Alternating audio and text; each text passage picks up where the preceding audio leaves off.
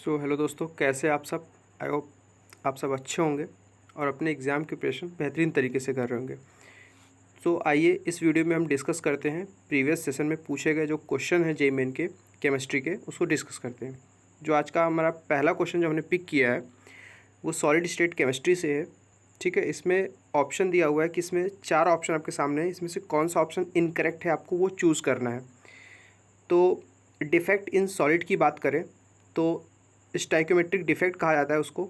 ठीक है, stoichiometric defect में जो फर्स्ट ऑप्शन बोल रहा है कि इन शॉर्टकी डिफेक्ट डेंसिटी डिक्रीजेस।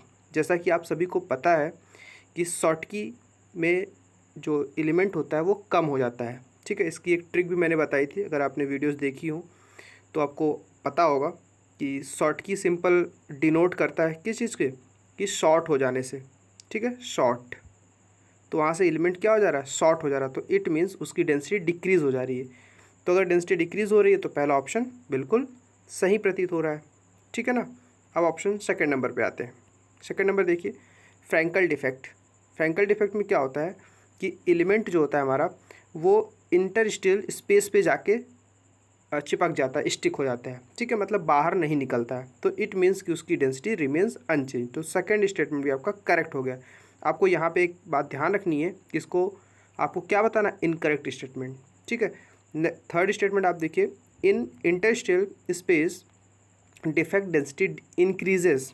ठीक है, बोल रहे हैं कि डेंसिटी इंक्रीज़ कर जाएगी, तो बिल्कुल अगर एक्स्ट्रा कोई बाहर से एलिमेंट आप डाल रहे हो, सेम वॉल्यूम जैसे कंपार्टमेंट इतना ही है तो उसके अंदर एक्स्ट्रा मटेरियल ऐड कर रहे हो, तो क्या हो जाएगा, डेंसिटी आपकी डिक्रीज़ हो जाएगी। ठीक है, सॉरी, वॉल्यूम आपका कांस्टेंट है तो आपकी डेंसिटी इंक्रीज़ कर जाएगी, तो आपका थर्ड स्टेटमेंट भी सही हो जाएगा। ठीक है, अब ध्यान से ज़रा फोर्थ स्टेटमेंट को पढ़िए आप। Due to electronic vacancy density of solid increases. क्या आपको लगता है कि सिर्फ इलेक्ट्रॉनिक वैकेंसी की वजह से उसके सॉलिड की डेंसिटी इंक्रीज़ कर रही होगी? जी नहीं, बिल्कुल नहीं, ये स्टेटमेंट गलत है। ठीक है, तो आपको यही स्टेटमेंट करेक्ट ढूंढना था कि कौन सा स्टेटमेंट गलत है। तो फोर्थ ऑप्शन आपका इसमें, इस क्वेश्चन का आंसर आपका फोर्थ ऑप्शन हो जाएगा। थ्योरी बेस्ड है, सॉलिड स्टेट एनसीईआरटी से सीधे क्वेश्चन है। ठीक है, आइए नेक्स्ट क्वेश्चन देखते हैं। ठीक है, अगर आप नेक्स्ट क्वेश्चन देखें तो क्वेश्चन कह रहा है if work function of a metal is 6.63 into 10⁻⁻19 joule. ठीक है, अगर इतना है तो वो minimum wavelength of photon which is just sufficient to eject electron from metal surface will be in nanometer. ठीक है, इसमें आपको एच की वैल्यू, ठीक है, दे दिया हुआ है 6.63 इंटू 10⁻34 जूल पर सेकेंड। तो देखिए इसको ये कैसे सॉल्व करेंगे, इसको हम देखते हैं। तो सबसे पहले आपको क्या करना है, जैसे लेट सपोज ये क्या है आपका, मैं पेन का कलर चेंज कर लेता हूँ। ठीक है, लेट सपोज ये आपका, ठीक है, एक मेटल सरफेस है। मेटल सरफेस के ऊपर कोई लाइट गिरती है जिसकी एनर्जी ई है। ठीक है, ध्यान से समझिएगा। और यहाँ पे इसका वर्क फंक्शन मान लीजिए ई नॉट है। तो वर्क फंक्शन क्या होता है आप सभी को पता है कि अगर कोई मेटल या फिर इलेक्ट्रॉन है, ठीक है, मेटल सरफेस में अंदर एम्बेडेड है, तो उसको बाहर निकलने में अपनी एनर्जी कुछ लॉस करनी पड़ती है। तो जो एनर्जी लॉस हुई वो वर्क फंक्शन के बराबर होता है। अब एक बार वो सरफेस पे आ गया तो क्या होता है, वो काइनेटिक एनर्जी गेन करता है, तो दैट इज़ काइनेटिक एनर्जी के आपके इक्वल आता है। तो अगर मैं इक्वेशन लिखूँ, ठीक है, इसको मैं रफ कर देता हूँ, और मैं इक्वेशन अगर लिखूँ, ठीक है, तो इसकी इक्वेशन क्या बनेगी आपको आई होप समझ में आ रहा है। टोटल एनर्जी हमारी जो वेवलेंथ गिर रही है, कैपिटल ई इक्वल टू, ठीक है, ई नॉट जितनी वेस्ट हुई प्लस उसकी काइनेटिक एनर्जी के फॉर्म में आपको दिख जाएगी, है ना। समझ गए इस बात को। चलिए, तो क्वेश्चन के हिसाब से क्या बोल रहा है ये कि वर्क फंक्शन दिया हुआ मेटल का, तो वर्क फंक्शन का फार्मूला आप सीधे सीधे फार्मूला आप यहाँ पे लगा दीजिए।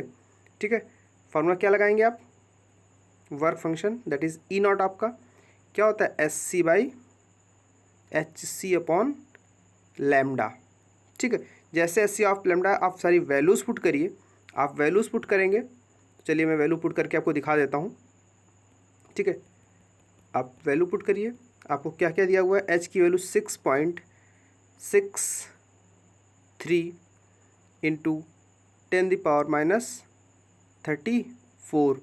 ठीक, एच इंटू सी की वैल्यू आप सभी को पता होती है कि 3 इंटू 10⁻8, ये लाइट की स्पीड होती है आपकी। ठीक है, ओके, एंड डिवाइड क्या करना है, लैम्डा फार्मूले से, और आपको इसके किसको इक्वल कर देना है, जो आपकी वर्क फंक्शन दिया हुआ है। वो क्या दिया हुआ है, वर्क फंक्शन, आपका वर्क फंक्शन भी दिया हुआ 6.63 10⁻19।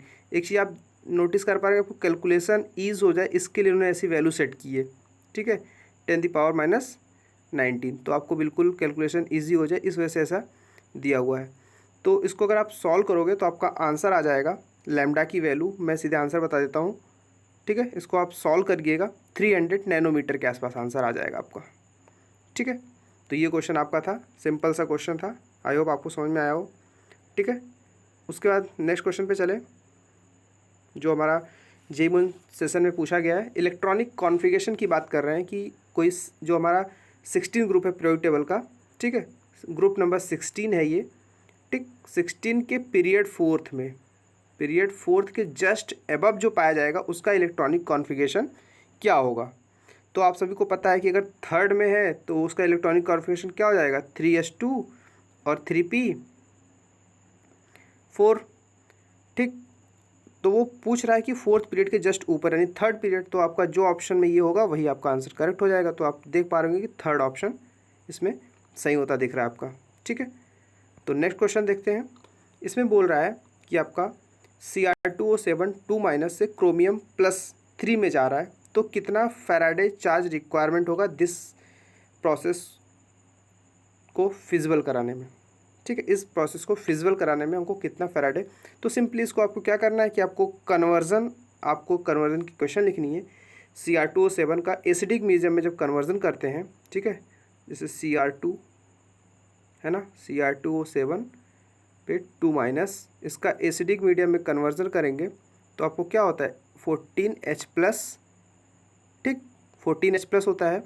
तो ये कन्वर्ट हो जाता है किसमें, 2 टाइम्स Cr+3, ओके, +7H2O। ये रिएक्शन बेसिक रिएक्शन है, सभी को प्रैक्टिस कराई जाती है, बस आपको यहाँ पे चार्ज बैलेंस कर देना है, ये आपका आंसर आ जाएगा, ठीक है। ये H2O है। देखिए ध्यान से देखिएगा, Cr2O7 2- पे, तो 2- का चार्ज इधर है और 14+ चार्ज इधर है, तो ओवरऑल इधर नेट चार्ज कितना हुआ, प्लस का 12, ठीक। और राइट साइड रिएक्शन को देखिए तो 3+ का और 2 टाइम्स तो प्लस का 6, ठीक है। आपको रिएक्शन बैलेंस करने के लिए यहाँ पे -6 ऐड करना पड़ेगा, यानी 6 इलेक्ट्रॉन आप ऐड करेंगे। जैसे 6 इलेक्ट्रॉन ऐड करेंगे इट सिंपली मीन्स कि 6 मोल ऑफ इलेक्ट्रॉन आपको रिक्वायर्ड होगा, और सिंपली तो जब 6 मोल ऑफ इलेक्ट्रॉन आपको रिक्वायर्ड हो तो चार्ज भी कितना आपको रिक्वायर्ड होगा, 6 फैराडे। तो योर आंसर विल बी 6, ठीक है। आइए नेक्स्ट क्वेश्चन देखते हैं, ठीक है। इसमें बोल रहा है क्वेश्चन आपका कि एक आइडियल गैस है जिसको, माफ़ कीजिएगा, ये क्वेश्चन आपका है कि 2 मोल आइडियल मोनो एटॉमिक गैस है जो 300 केल्विन पर, ठीक है, हीट की जा रही है, तो उसकी इंटरनल एनर्जी आपको कैलकुलेट करनी है जिसमें आर की वैल्यू आपको गिवन है। तो सिंपल, ये तो फार्मूला बेस्ड क्वेश्चन, इससे इजी कोई क्वेश्चन हो ही नहीं सकता है। सो फार्मूला क्या होता है इंटरनल एनर्जी का, ठीक है, degree of freedom divided by 2, ठीक है, ये एफ है, degree of freedom divided by 2। एक मिनट में इसको फिर से, आई होप, ठीक है, एक minute, just a time, okay, F/2 that is degree of freedom, n number of moles R T, ठीक है। आपको इस फार्मूले में आप वैल्यू पुट करिए, F की वैल्यू, मोनोटॉमिक गैस है तो F की वैल्यू आपको क्या पुट करना है, 3 पुट करना है, ठीक, क्योंकि 3 डिग्री ऑफ फ्रीडम होती है और बाकी वैल्यूज़ आपको क्वेश्चन में दे रखी हुई है, तो आप सीधे वैल्यूज़ को पुट करिए और आपका आंसर जो आएगा, मैं आंसर बता दे रहा हूँ, 7479 जूल, ठीक है। अगर आप सभी का ये आंसर आ रहा है तो आपका बिल्कुल करेक्ट आंसर आपने वहाँ पे टिक किया है। तो देखिए ये क्वेश्चन हमने डिस्कस कर लिए, 5 क्वेश्चन मैंने डिस्कस किए हैं। आने वाले सेशंस में अगर आपको ये क्वेश्चन समझ में आते हैं तो आप कमेंट करिए और बाकी क्वेश्चंस को भी हम सॉल्व कराएंगे अगर आप कमेंट करके बताते हैं तो। So thank you very much.